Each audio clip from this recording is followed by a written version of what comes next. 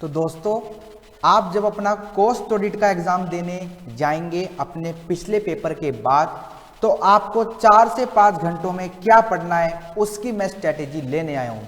एक तो सबसे पहले आपको अपना हौसला नहीं तोड़ना है, गहरी सांस लेनी है, क्योंकि मैंने ऊपर लिखा है टेक लॉन्ग ब्रीथ। लड़ाई आपकी बहुत पक्की है, आपको लड़ना है हर पेपर से, बिल्कुल भी निराश नहीं होना है, हार नहीं माननी है, अपने घुटनों को नहीं गिराना है, बिल्कुल डटे रहना है, बिल्कुल खड़े रहना है। तो चलिए आपको मैं बताने जा रहा हूं कि क्या क्या आपको पढ़ना है 1 नाइट बिफोर कोस्ट ऑडिट के पेपर से पहले। तो अगर आपको 25 से 30 मार्क्स कवर करने हैं तो कैपिटल एम्प्लॉयड कैसे निकालनी है, रेशो एनालिसिस कैसे करना है, वेस्ट मल्टीप्लायर कैसे निकालना है, नेटवर्थ वैल्यू एडिशन और रिकॉन्सिलिएशन स्टेटमेंट कैसे बनती है, 45 मिनट्स आपको इसके ऊपर स्टडी करनी है। 12 से 20 मार्क्स का जो हमारा वेटेज है वो कोस्ट अकाउंटिंग स्टैंडर्ड के क्वेश्चन में से आता है, और सिर्फ आपके कोस्ट अकाउंटिंग स्टैंडर्ड 1 से लेकर 9 तक के क्वेश्चन यहाँ पे कवर है। 1 घंटा आपको इस पर लगाना है।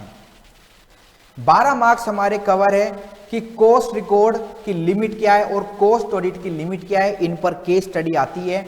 20 मिनट का छोटा सा टॉपिक है, आप फटाफट से कंप्लीट करना। 8 मार्क्स की थ्योरी स्टडी नोट नंबर 1 से आती है, तो 10 मिनट आप इसमें लगा सकते हैं। 8 मार्क्स आप हमारे 4 कोस्ट ऑडिटिंग स्टैंडर्ड है उन पर लगाए, पक्का क्वेश्चन आता है, 15 मिनट रीडिंग करना।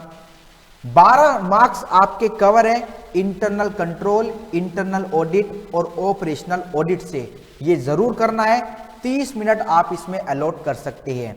इंटरनल ऑडिट की लिमिट क्या है वो इंपॉर्टेंट है, इंटरनल कंट्रोल की एडवांटेज क्या है, इंटरनल ऑडिट की एडवांटेज क्या है, ऑपरेशनल ऑडिट में डिफरेंट तरह के ऑडिट है, स्कूल का ऑडिट, एनजीओ का ऑडिट, हॉस्पिटल का ऑडिट, ये कैसे करना है, ये सारी चीज देखकर जाना। मोस्ट इंपॉर्टेंट प्रोफेशनल मिसकंडक्ट पूछा जाता है, कौन से शेड्यूल में आता है, कौन से शेड्यूल में नहीं आता। 8 मार्क्स की वेटेज कवर रखता है। 20 मिनट बिल्कुल इसको रट के जाना विद पेनल्टी। फिर 8 से 16 मार्क्स आपके अदर चैप्टर्स में आते हैं, जो नए ऐड ऑन हुए हैं उनके भी, और जो पुराने जो रह गए वो भी आपके 8 से 16 मार्क्स में आते हैं। तो कोस्ट ऑडिट का कुल मिला के मैंने आपको पैटर्न बताया कि आपको एग्जाम से 1 रात पहले किन किन चैप्टर पे ध्यान देना है, वो मैंने आपको बताया। सबसे पहली बात, आपको कॉन्फिडेंस लूज नहीं करना है। कॉन्फिडेंस लूज नहीं करना है। आपने पूरे साल स्टडी करी है, तो ऐसा नहीं हो सकता कि आपकी कलम आपके एग्जाम में ना चले, ऐसा मुश्किल नहीं है।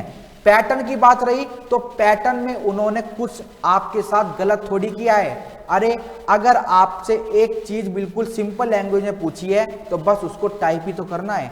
तो पैटर्न को दिमाग से निकाल दो कि पैटर्न चेंज हुआ है, पैटर्न चेंज हुआ है। पैटर्न चेंज वाली बात अगर आपने अपने दिल में रखी तो आपके लिए थोड़ा गलत हो जाएगा। ठीक है, तो मैं आपके लिए मोटिवेशन लाने आया था। टेक ब्रीथ, बिल्कुल भी निराश नहीं होना है। कैसे स्टडी करनी है मैंने आपको बता दिया है, मोटे मोटे चैप्टर मैंने आपको बता दी है।